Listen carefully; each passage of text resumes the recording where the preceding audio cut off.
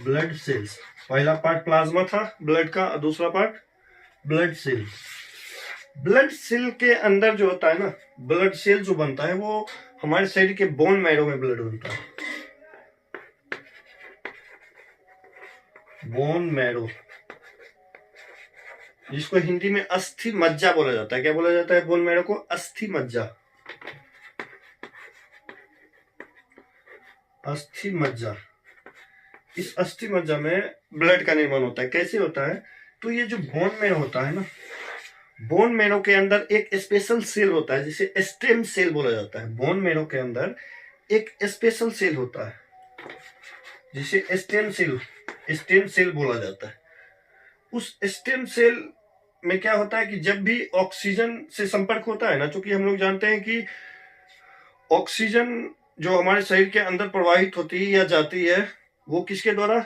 वो ब्लड के द्वारा। ब्लड के अंदर जो हीमोग्लोबिन रहता है, वही हीमोग्लोबिन क्या करता है? अपने साथ में ऑक्सीजन को लेकर एक स्थान से दूसरे स्थान तक जाता है।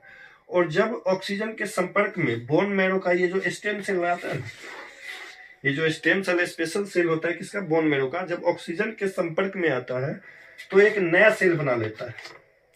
एक नया सेल बना लेता है जिसे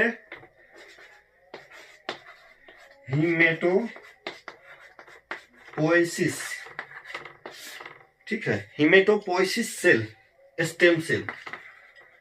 बोन मैरो के अंदर जो स्टेम सेल होता है वो ऑक्सीजन से अभिक्रिया करके हीमेटोपोएसिस स्टेम सेल बनाता है। क्या बनाता है? हीमेटोपोएसिस स्टेम सेल बनाता है। और यही हीमेटोपोएसिस स्टेम सेल आगे जाके 3 भागों में बट जाता है।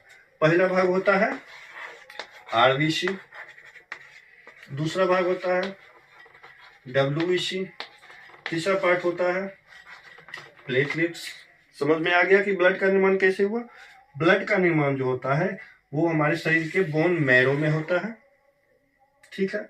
बोन मैरो के अंदर एक स्पेशल सेल पाया जाता है जिसे स्टेम सेल बोला जाता है। स्टेम सेल ऑक्सीजन के साथ संपर्क में जब आता है तो वो विभाजित हो जाता है। विभाजित होकर एक नया सेल बनाता है, नया कोशिका बनाता है, उसका नाम होता है हीमेटोपोएसिस सेल।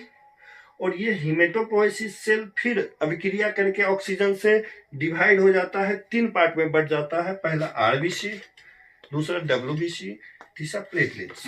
इतना समझ में आ गया?